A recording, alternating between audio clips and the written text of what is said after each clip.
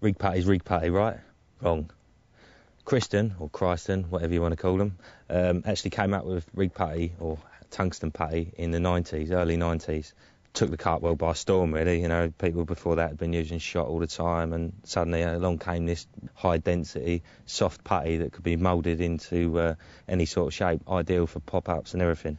Now, in 2006, Kryston suppliers actually folded. They contacted quite a few different companies in the UK trying to source it, and they all said the same thing. Too smaller quantities, not enough profit, waste of time. Dave Chilton, the owner of Kryston Products, really believed in this product. So what he done is he approached the original company and bought the recipe off them.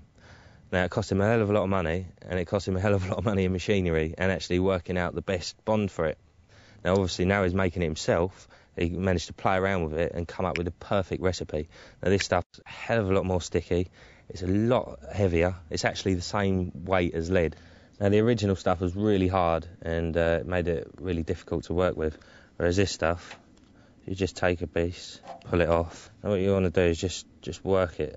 And it's made up of millions and millions and millions of tiny, tiny little granules. And what you're doing there is that the friction of stretching it is just warming it up enough so that you can do whatever you want with it, really. Now, obviously, there's tons and tons of applications for heavy metal. I've been using fluorocarbon leaders for the last year or so, and although fluorocarbon sinks on its own, a couple of sections of this tungsten on there can only help. What you do is you get a piece like that, flatten it around your line, and just twiddle it like you're sort of winding a watch, really. And the more you twiddle it, the warmer it gets, the more it stretches. Now, it didn't take too long, but obviously we haven't got loads of time, so there's the old Blue Peter, one I made earlier. As you can see, you can get it really thin. You could even get it thinner than that, to be fair. Also, if you're using a soft braided hook link, they tend to sort of float up off the bottom. Now, what a lot of people do is they put a little blob there and a little blob there, and then all it does is floats up in the middle. So you just put one section halfway down the hook link. As you'll see, if I drop that in there, now obviously you've got to remember that this end would normally be attached to a lead, so it does float up, that's why. And you can see with that bit of putty in the middle, it just keeps the whole thing down, other than that end, which would normally be attached to a lead. Another rig I've been playing around with a lot in the last year is the KD rig.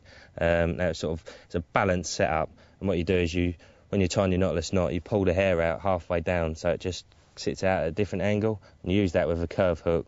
It's a really aggressive setup. But anyway, what I'm trying to do with that setup is get the hook point to sit down like that, so it's just sort of resting on the bottom. So when the fish mouths it, the hook point's there, ready to nail them in the bottom lip.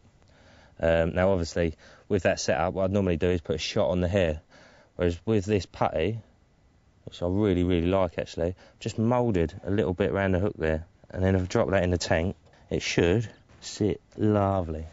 Just like that, as Tommy Cooper would say. There's another little interesting application for it. Just winding it all the way down the hook link brings a whole new meaning to the term coated hook links. Just drop that in there, see how that sits. Lovely.